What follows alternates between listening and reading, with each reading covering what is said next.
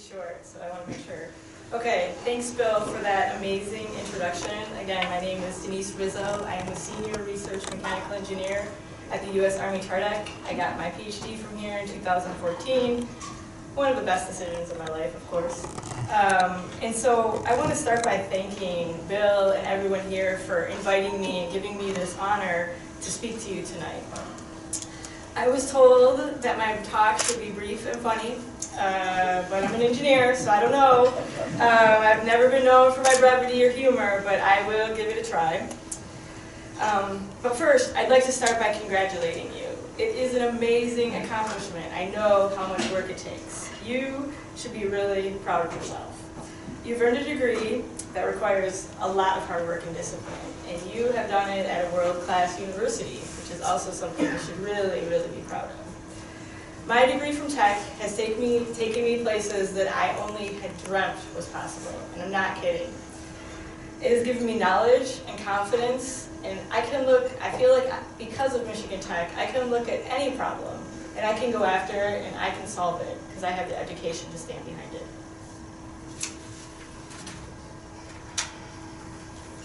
So, we're here tonight to take the oath of the engineer, which is a really, really important aspect of graduation because it takes all of that education that you guys have been working on for the last years and it sort of connects you to your real-world application, what you're going to be doing with the rest of your life. And when I graduated, I knew, I did not know the impact that this education and this career can have on the world. And I really hope that the stories that I tell you tonight will help you recognize the influence that you, each individual, can have. So I want to go back to the oath. I picked out my favorite part of the oath.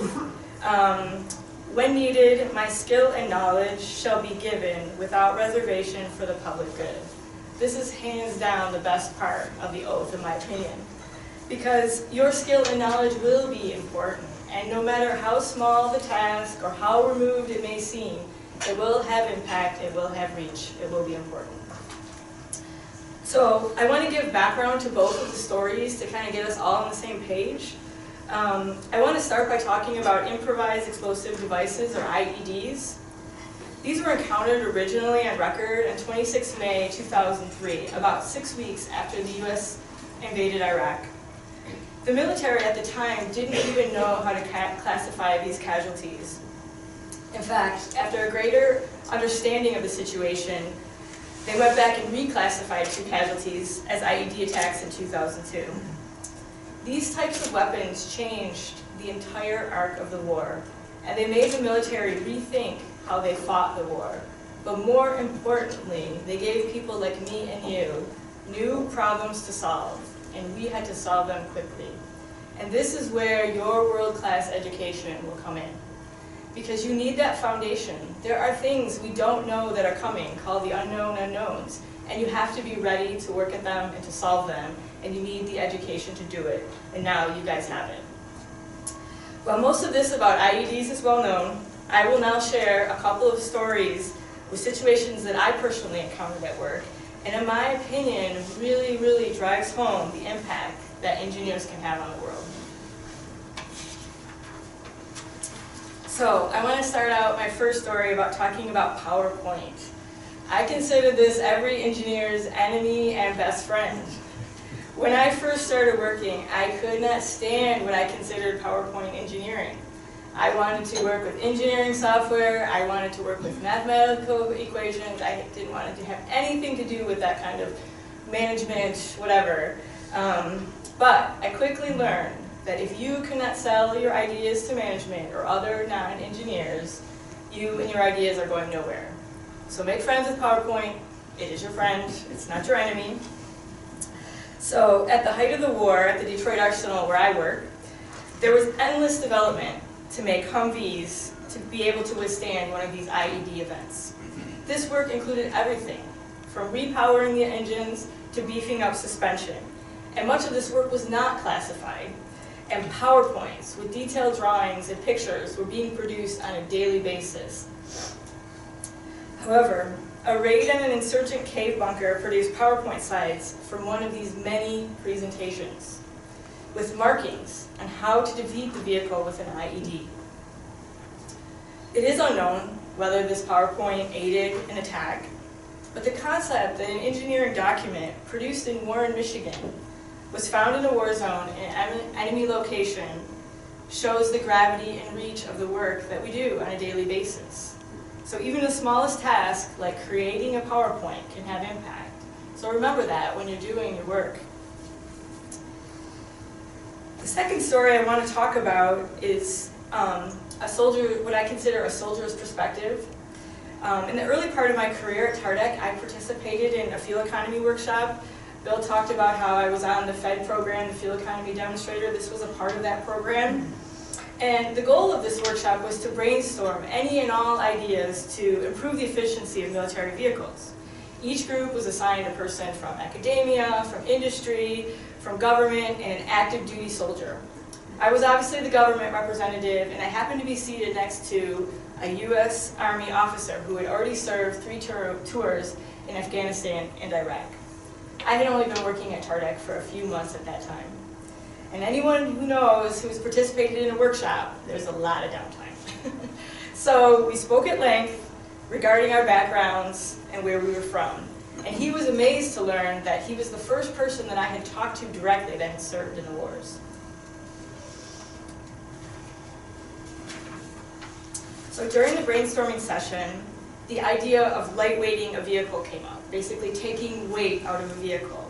Because all of the military vehicles had been retrofitted with armor because of these IED attacks. And they had become increasingly heavy and less efficient. The officer, he turned to me and was sort of shocked and stated, they cannot remove these armor kits. He remembered what it was like before the armor kits started arriving in theater.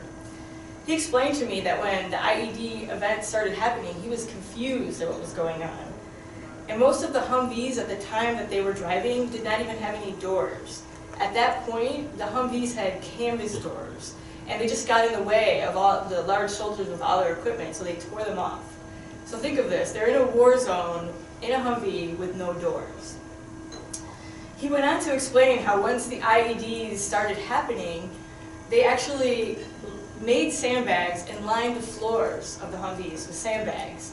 And they would find scrap metal and weld it to the sides and anything that they felt was exposed. Think about this. They're in a war zone and they're putting sandbags on the floor and welding scrap metal. And and unfortunately this also failed because of the close nature to the ground. The Humvee is very close to the ground with a flat bottom. And so it was very susceptible to IED attacks. But think about it. Sandbags, scrap metal, no doors in a war zone. I was speechless when this happened, when he explained this to me. But he went on to talk about when armor kits started arriving and various defeat devices. And then he stated everything really changed with the MRAPs. He was referring to the mine-resistant ambush-protected vehicle, which was one of the fastest fielded military vehicle programs, and it incorporated everything that engineers knew how to defeat IED attacks. This work included years of engineering analysis, testing, and development. These vehicles were credited with saving thousands of lives. However, it must be said that while these vehicles saved soldiers, a lot of these soldiers still came home with extreme and traumatic injuries, and I really don't want to diminish that. Once the vehicles were fielded, the work didn't stop. Engineering work never ends. The engineers continued to make the products cheaper, more effective, and applicable to other vehicles. In fact, we are still working on this topic at TARDEC. The engineers are always trying to improve the capability of the soldier. This story shows how engineers can respond to an entirely new challenge, something that we didn't know existed, and they can actually save lives. Remember the oath when you say it tonight. When needed, my skill and knowledge shall be given without reservation for public good. It's our oath, it's what we should stand by. So, you have a great foundation to go out and do great things. I'm sure a lot of people are telling you this these weeks, but it's true. It all starts here. This place has given you everything that you need to be successful. I wish you once more congratulations, best of luck, and I thank you again for the honor and for listening.